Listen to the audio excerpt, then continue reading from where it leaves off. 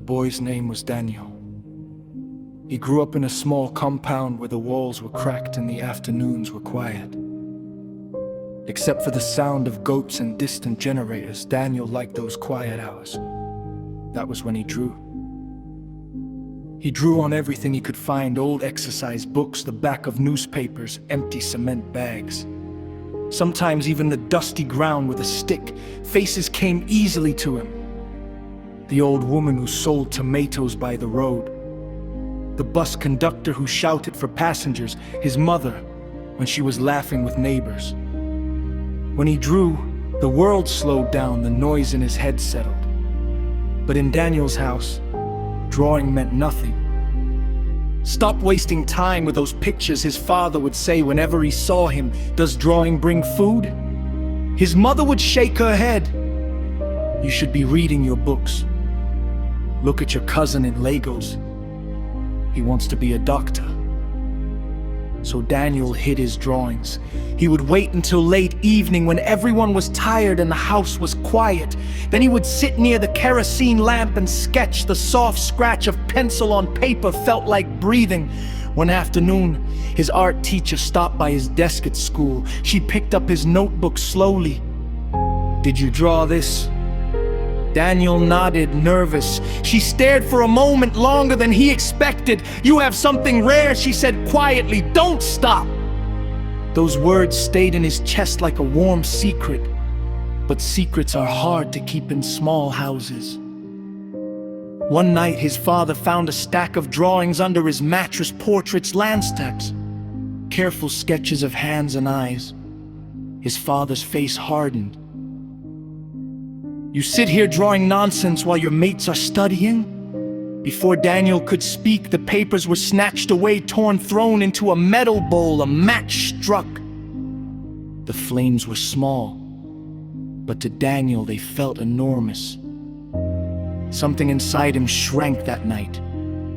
After that, he drew less, then even less.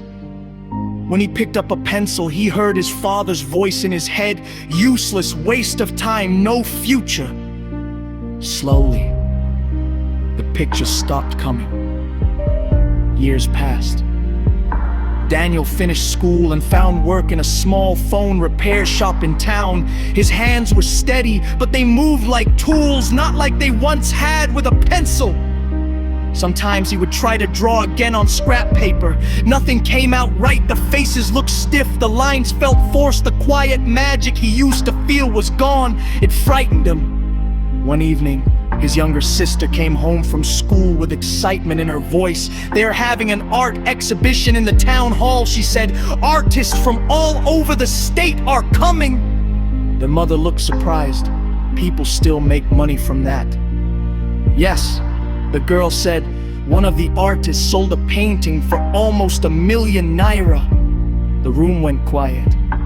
Slowly, their mother looked toward Daniel. "Weren't you always drawing when you were small?" she asked.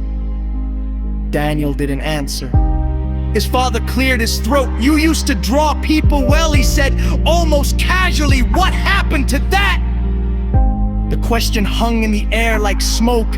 Daniel stared at his hands, hands that once filled pages with life, hands that now felt heavy and unfamiliar. "I stopped," he said softly. "Why?"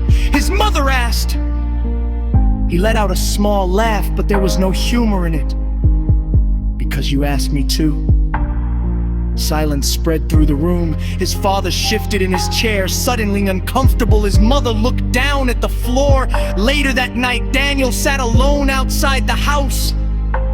The moon was bright enough to see, but he picked up a pencil and a piece of cardboard from the shop. He tried again. A line, another. But the lines didn't move the way they used to. They felt like strangers.